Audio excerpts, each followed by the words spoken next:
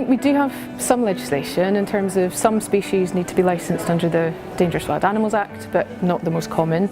We've got the Animal Welfare Act, which is very good once we know where a primate is, but what we need is preventative measures so that to stop animals coming into those situations in the first place. You know, they shouldn't have to be bought as a pet and then kept in someone's living room and then for someone to call the RSPCA and they're already in a really bad state. You know, it should be like in other countries. There's about 15 other countries in Europe who've banned all or some species that are kept or traded as pets because they recognise that that's needed, and that's what we need in this country. But we also need better enforcement of the existing legislation we've got. So for instance, for pet shops, we'd like to see just a stop completely on them selling primates as pets, but we do definitely need new legislation that would, or regulation that would prevent primates being kept and or traded as pets, just to head it off at the pass and turn off the tap of primates coming into these kind of conditions.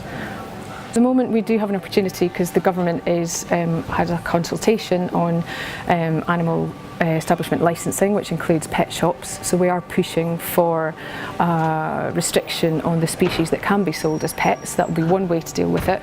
We would also like legislation specifically on primates, ideally a positive list which would be wider than just primates, which means that it would only be species that are on that list that people can keep or trade as pets, and that's certainly been very successful in Belgium and the Netherlands, and that effectively means that there's a control over what species are being kept. So we're seeing a massive proliferation of the kind of species that people are keeping as pets, because there seems to be a general desire for the more exotic, unusual, but also there's no restrictions on what they can keep. So it's basically, if you want it, you can get it, and we don't think that's an acceptable situation. We are working with other organisations who are all concerned about the keeping and trade in primates, and those include the British Veterinary Association, Captive Animal Protection Society, Born Free, Four Paws and others. And what we're trying to do is raise awareness amongst the general public, because I think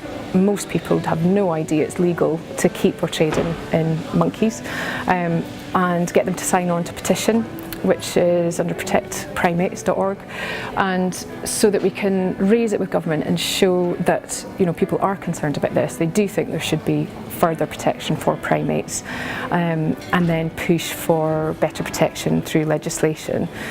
If people are concerned, then they can certainly report individual primates to the RSPCA, but there's a lot that people can do just about spreading the word that this is still legal, getting more and more people behind it so that we can raise it as a real issue people are worried about to government, and so that we can get some further action.